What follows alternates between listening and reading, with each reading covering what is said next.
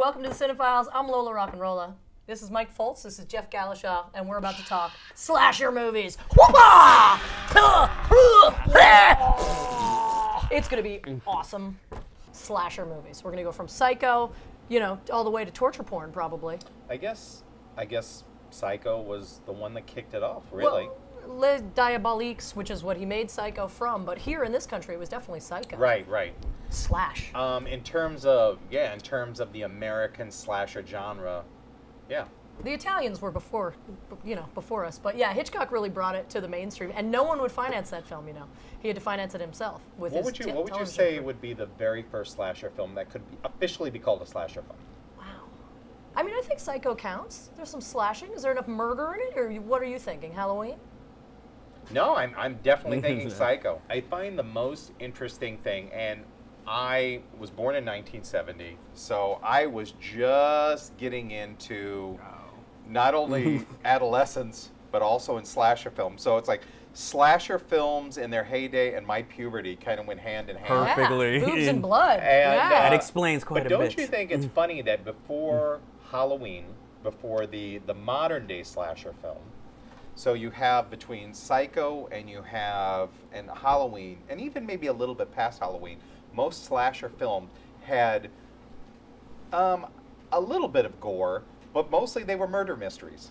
Yeah. Yeah, thriller. You but could with still a say lot that. of boobs. I mean, they're really exploitation films. Oh, of course. You know, they're just pure exploitation films. Like, you know, where the murder, you know, especially if you're Hitchcock, the murder is the same as, you know, A sex act. as the sex act. Yeah, exactly. So, Right. yeah. Now, when I The was sex act. when I romantic when you put it that way. when I was originally introduced, and I don't know how you guys were, I'm assuming the same way. When you came into slasher films, the first thing you think of is, I want to be scared. Yeah, of course. I want to be scared, but like I said, since it goes hand in hand with puberty, you figure out, holy God, I get to see nudity too. So it was like a bonus. So then all of a sudden my interest became not so much the killings, but more The boobs before but the to killings. get to the nudity during the, and so Well- the killings were like filler for me after a while. I think everybody is sort of like that, and as a young budding homosexual, it was the same way for me also. But pretty much, I think with all slasher films, the characters are so dumb that you want them to die anyway. Like, you're actually rooting. Like, for me, I'm rooting with the killer because I'm like, holy crap, that girl just tripped up the steps. Just kill her with the chainsaw. Just kill her now. Kill her now. Okay. That guy doesn't even know that the killer's right under his bed. You know? I can see where you're Smoking coming a cigarette, from. drill through the throat. Just get it done. Thank I you, mean, Kevin that's Bacon. one of the more entertaining parts. I mean, I don't root for anybody to really die, except for sometimes when it's really obvious. But one of the things I think that will show if you're actually good at the movie making is also if you can make us care about the characters as they're not. We know they're gonna die. I agree. But if you I are agree. really good, you'll make me actually care about them because, like in the screed I went on against modern horror in Unfinished Business was one of the problems is it's not entertaining to me if I don't care who dies because then, like you said, I'm just watching people get killed. This isn't entertainment. Right. So when I actually care or are drawn in that I don't want to see somebody die, that to me means you have affected me. You have made a successful film. Well, I do think most of the classics do show you just enough of the character where you care about them right before they die. Like take, you know, the first Friday the 13th. You know, there's the couple, there's the dorky friend. You know what I mean? Okay, this is where we get into which later on became archetypes. yeah, Yes, absolutely. but actually, don't forget, I have my movie dyslexia, so I saw that one last, and I saw all the sequels Do you know that he first. watches the sequels first? He'll watch like, you know, Well, you Freddy know, you've complained Krueger about it. 45. Jeff before he- Galashaw is a troubled soul. That's all I'm gonna say. So yeah, so I would see Send like help. after all the cliches have been known, I saw the film, and then I go back to the beginning. I'm like, oh, I mean, I still hate Friday the 13th, the first film, but Wait, you hate the first Friday the 13th? yes, I hate. Why is that? I guess because you got to keep in mind, I didn't discover horror films really until my late teens, because in my early teens I was kind of a pussy. So They scared the hell out of you. yeah, and even watching So them you on. didn't like them because you were scared of them? Yes, and I mean, even the ones that were on television that don't really show anything, I'd be sitting there underneath the covers. That's the point. That's the fun. Which was why I love the horror films. See, because I would be scared most of the time. And you'd get to see boobs. And I got to Well, see see, boobs. I watched them on So TV, you so I got no those two boobs. things going on. You had the weird feeling in your stomach, and then you had the weird feeling like right in your taint. Again, I didn't discover that until later in life when I should be enjoying the boobs. I'm watching the TV sanitized version, so I missed the boobs until late. Okay, do you guys think it was? Do you think it was interesting that, like I said earlier, we went from basically murder mysteries to out and out just slashing and killing with a twist? And this is the trajectory I was looking at, because when you talk about your murder mysteries, it even went around the time of the early 80s when Halloween broke. Halloween kind of set a precedent, but it seemed like it went a little bit later on. And what I mean by this is, like, for instance, Terror Train. It's a murder mystery.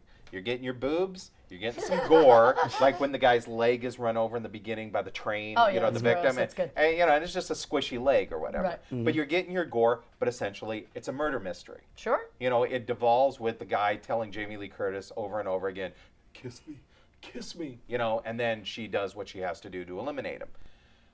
But can we have just a round of applause for Jamie Lee Curtis right now? Come on. She's a goddess. She's a goddess. Queen. Come on. But didn't you notice that it was very interesting that after Halloween, and then from Halloween you go to Friday the 13th Part 2, and then all of a sudden you get the revolution of the advent of the serial killer that cannot die. Yeah. Yeah. Well, they're myths. I mean, it's the same as, you know, what we were talking about, you know, in a different episode that you were not here for, sir. I was busy. With Universal Horror and all of that stuff. You know, they're myths. They can't be killed. Dracula can't be killed. You know, Frankenstein always comes back somehow. You know, the modern serial killer in these kind of things are the same as those kind of characters, where they're monsters that can never be killed. But obviously they made these movies, you know, or the sequels because they made money. But do you think after a certain point they were more jamming it down the audience's throat? You both basically made the same argument for like the same coin, different sides of the coin, same argument. Because on one side you gave the very educated, learned response, and you gave the strictly dollars response. So you can actually make a case for both. That yes, this is a myth. You're fighting against a myth and a legend. So obviously you can't, you know, kill him with a .22 pistol. On the other side, no way in hell a studio executive is going to say, let's see, we made Friday the 13th for the price of a case of beer. Right. And we earned enough money now to run our next 3 years worth of budget. So they're not going to say, let's just do something with Dustin Hoffman. No, well, they're going to... And that's the thing. I mean, a lot of these things, obviously, with the sequels, you set it up for the sequel for the money, but Friday the 13th was made specifically for money. Like, they had the poster before they had the budget. You know, it was real Roger Corman shit that they were doing. You know, like Halloween came first, and then the people for Friday the 13th are like, oh, it's the second scariest day of the year, because they saw how much money Halloween made, and then they made a poster, and then they put it in one of those Hollywood mags, and just with the poster, they were like, this is this film, and then they got a distribution deal, and from that, they made the film. Where do you go from there to, like, take the Nightmare on Elm Street saga? Because the first two films, pure horror. But then after that, it seems to be more of a dark comedy horror series. Well, they were always funny. Freddy Krueger was always funny. I think it was after 3. It was either after 2 or 3 when it became the dark comedy. Well, Wes Craven did the first 2, is that right? No, he only did one. He only did the first one. The first one, wasn't it the second one or the third one with John Saxon talking about, like, oh, Freddy was created by this nurse who was raped by 57 criminals. Oh, yeah. You can't find a lot of comedy in the rape of a woman. But then you have the second one, which is nobody wants to see unintentionally, you know, about homosexuality, or at least gay tinged. And then the third one is in the mental hospital, where that's when he really has like all the... Well, that was the Dream Warriors. Yeah, right? And that's where he had all the final lines after killing people. And you had Zsa Zsa Gabor and Dick Cavett cameoing in the film. Well, I know this may surprise you because you're one to watch the sequel first. But usually the sequels are fucking horrible. They're horrible. Usually. You know, and it's just for more money. Like, oh, what's the cheapest way we can do this? We'll get some new director, we'll put him in there or whatever, and you just stick to the genre. You know, you stick to the monster and the, you know, hopefully some boobs for us, and then people getting killed, and then you cash in the boobs paycheck. too, you know. Well, I'm just saying. Sure. But you know, you cash in a paycheck. We weren't thinking this was a gay tinge. Not like Freddy Krueger 4. Yeah. But if you look back on Friday the 13th, okay, when I watched Friday the 13th the first time, it scared the hell out of me. Yeah. Scared the hell, and Ms. Voorhees, it was such a good twist. You didn't know, you know, who was behind the boots, that was one of the good things of you growing up with it. It was still a surprise to you, whereas when I was growing up, you already knew. Well, and if you look back on it now, you're like, oh.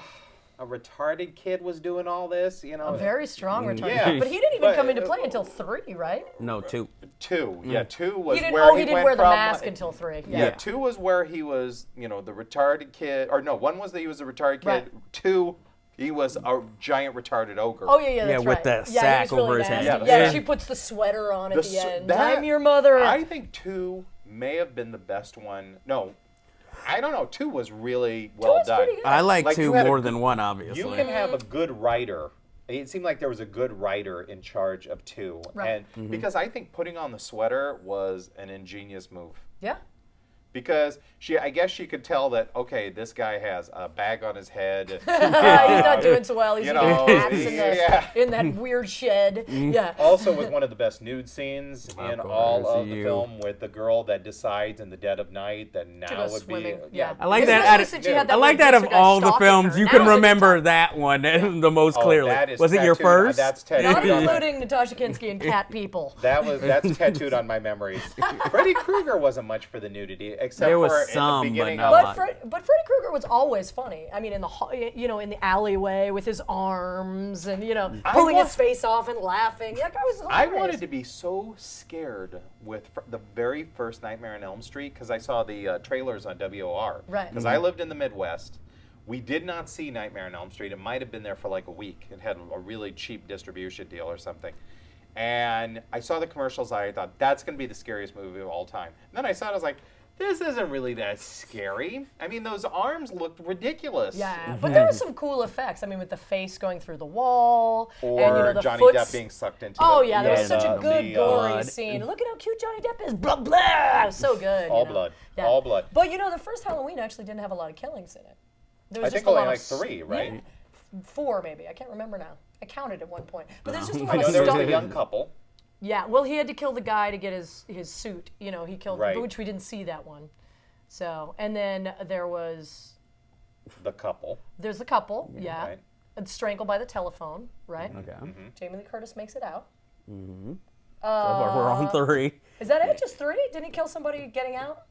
I think so. I think you're right. I think it So was it's 4? It was implied. I think it's 4. But yeah. once again, and But the lurking is terrifying. Ah, he's out there with the laundry. That's the best oh my part God. of the film. another thing that was revolutionary with the American slasher films, especially late 70s into the 80s, was the dawn of the female heroine. Yes. Yeah. Very true. And so that it was, to me, it was repeated a little too much because it lost its originality after a while. Right.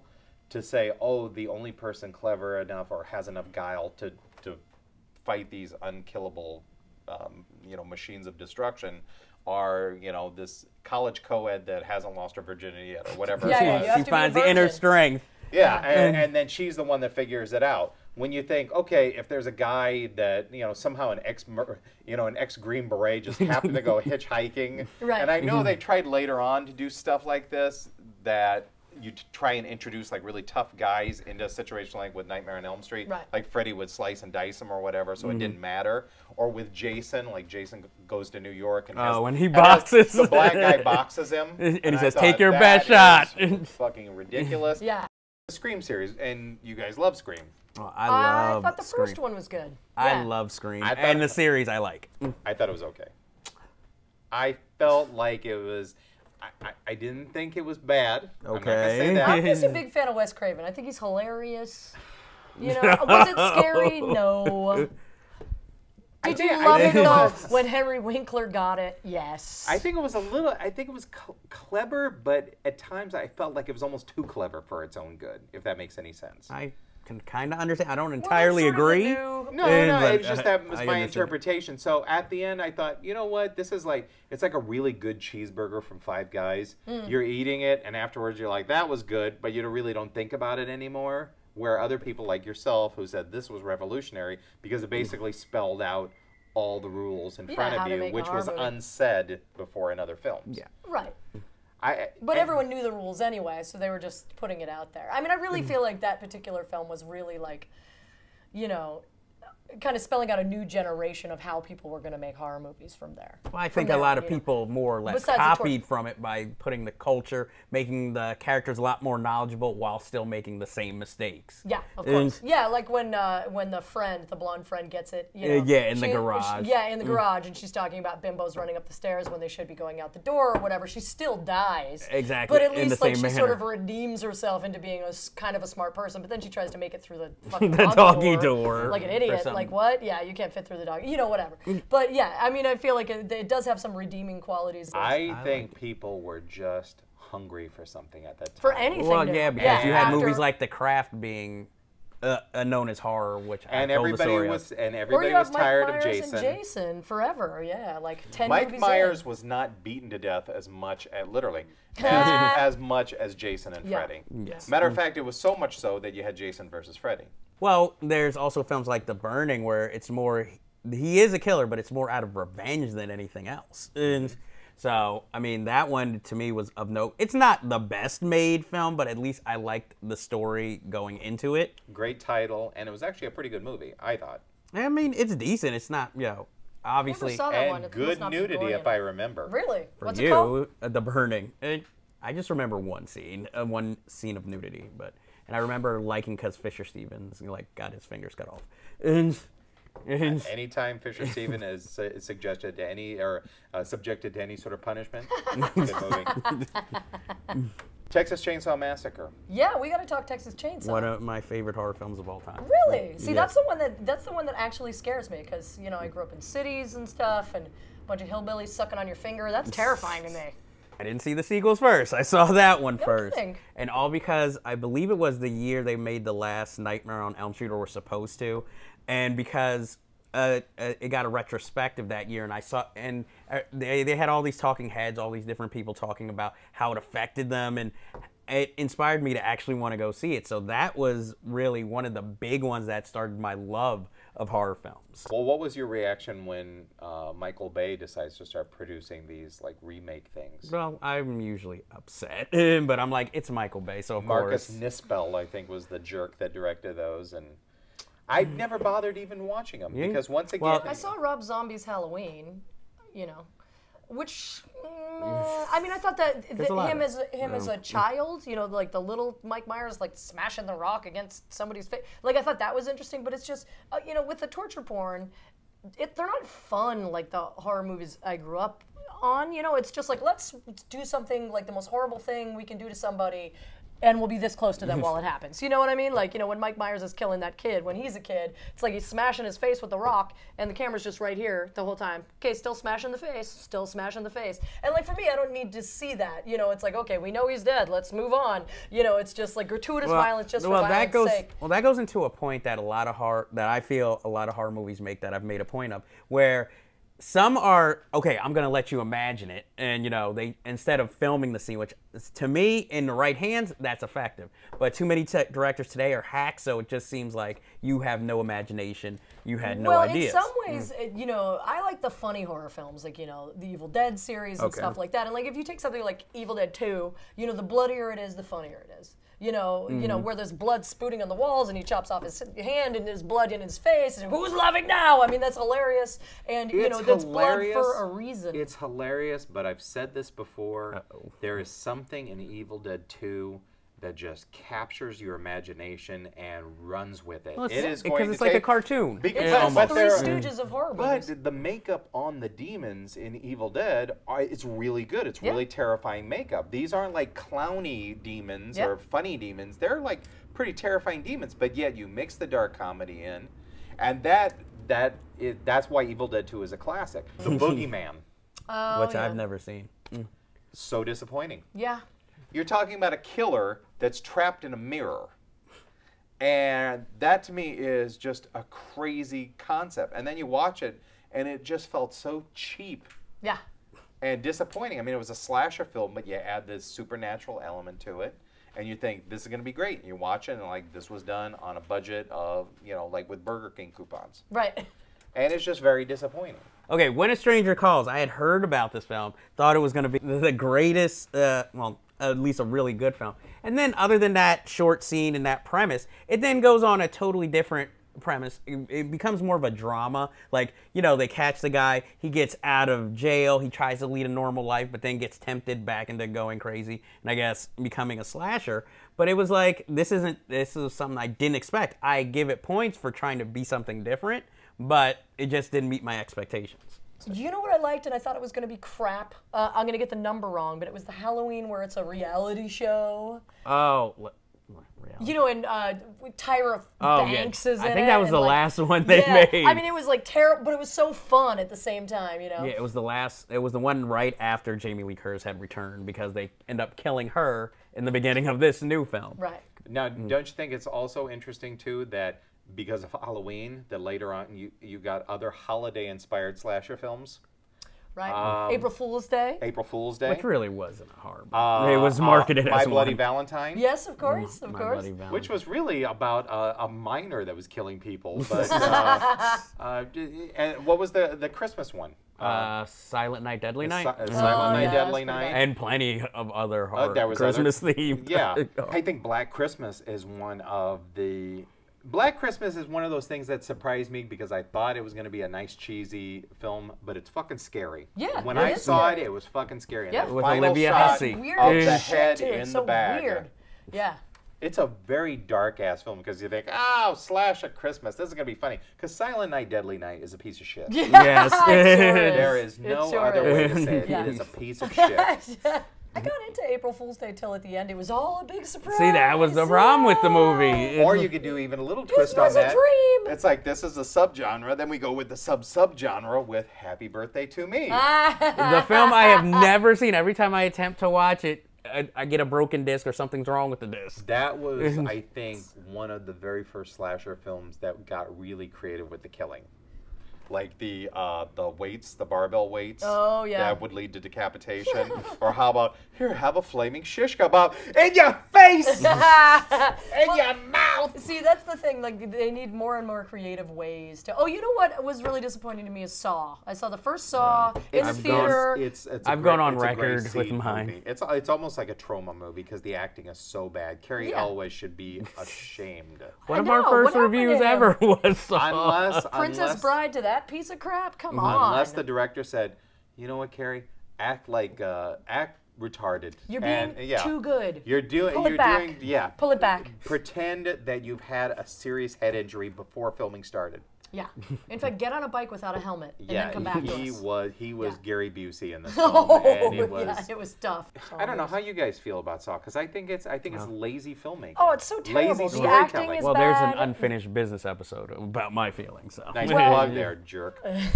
Well done. That's the kind of lazy storytelling we're talking about. No, but the twist is obnoxious. Like, you're not going to really check the pulse of the guy in the middle of the room before you saw your own goddamn foot off. It just doesn't even make any sense. I guarantee you there is a large chunk of America or possibly the world that watched that and went, that is so profound. Yeah. Oh, what a twist. Yeah. And if you've seen enough horror films, you're like, bullshit. Yeah. Bullshit. They're like M. Night Shyamalan endings. What do you think is the next evolution to this? You know, I'm not really sure because torture porn has been such a thing for such a long time. But the evolution, like the steps are made based on money as opposed to other things. You know, like we were talking Ghost Stories a little bit. Paranormal Activity was made for 20 grand and made millions and millions of dollars. So everybody's like, okay, now ghosts. And the same Saw made so much money that Hostel and all that stuff came after, just like Halloween made so much money that Friday the 13th and all that stuff came after. But it's ironic, too, that a little indie film with a great idea comes out, boom, it's revolutionary. Yeah. And that sets the trend.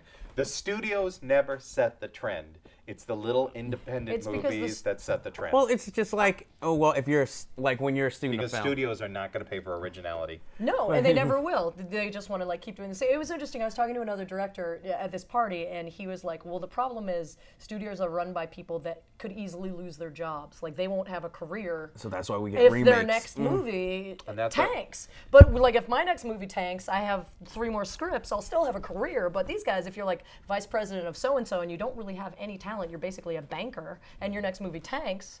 There's nothing, nowhere to go from there, and that's why they're like, let's make Halloween 17, because we know that we'll at least make our money back. We have a built-in franchise, and that's why there's so much pressure on the indies to come up with something original. Yeah.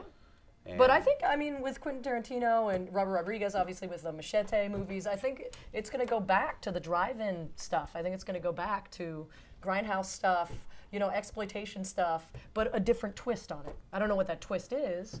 Well, I mean, it's just like when you look at like modern day horror, half of it is usually homages to these old things. I think if you can get your point across to your audience and give scares and good kills, I think then you have a good product. But as far as originality, I think that ship has sailed, so to speak. Well, and that's why torture porn is so obnoxious, because how many different ways can you kill someone? And now we're like ripping skin off and chopping off fingers and doing all this stuff because there's nowhere left to go. Exactly. There's It's like I have to go and try and take another taboo and go past that. Yeah. Well, even the remake of Evil Dead did it. I mean, we saw so much gore in the remake of Evil Dead that... And this is a studio film. Yeah, and it you know they're remaking Toxic Avenger. Big Hollywood. I don't know how you feel about that. I worked for Trauma. Let's not get it. That could be a whole separate show. So yeah. A lot of these indie directors will see something they loved in the 80s or 90s and go, I got to make this again. When you got somebody like a James Wan who thinks he's a writer, but it just, or like Eli Roth who thinks he's putting out something good when it's truly just crap. And I'm hoping that there will be some sort of renaissance. But there's a lot. There's a built-in fan base for Halloween.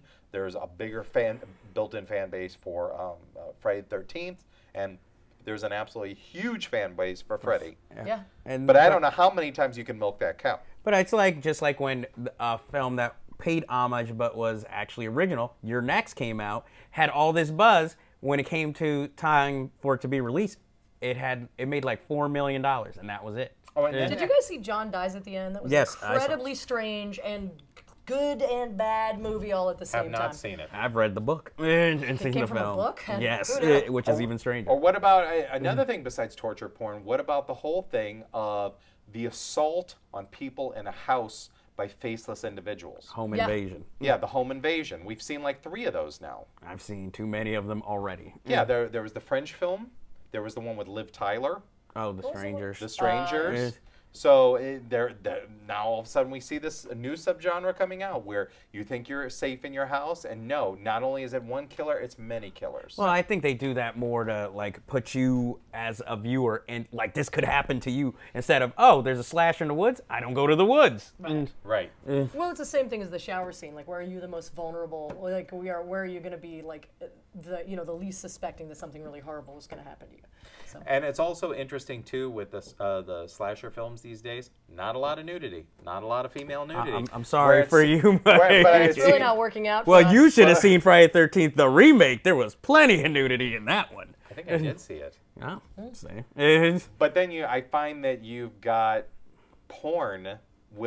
Porn where they will do the slasher parodies, and those are more violent. and it'll say like Friday the 13th, but it's almost as cheap as it was in the 80s because porn has no budget. Right. But you get all the sex, but then you get the horror. But the slashing part is horrible.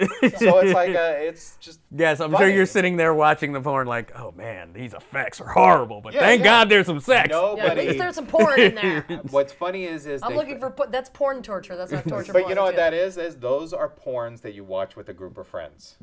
But really, that is such a guy thing, by the way. I'm not gay, but I'm gonna watch a porno with. Hey all my guys, friends. come over. Let's watch Friday the 13th. Triple X. Thanks everybody. I'm Lola Rock'n'Rolla. I hope you enjoyed our babbling about slasher movies and the gore and the love and the tits that it has brought to us. This is Mike Foltz. This is Jeff Galashaw.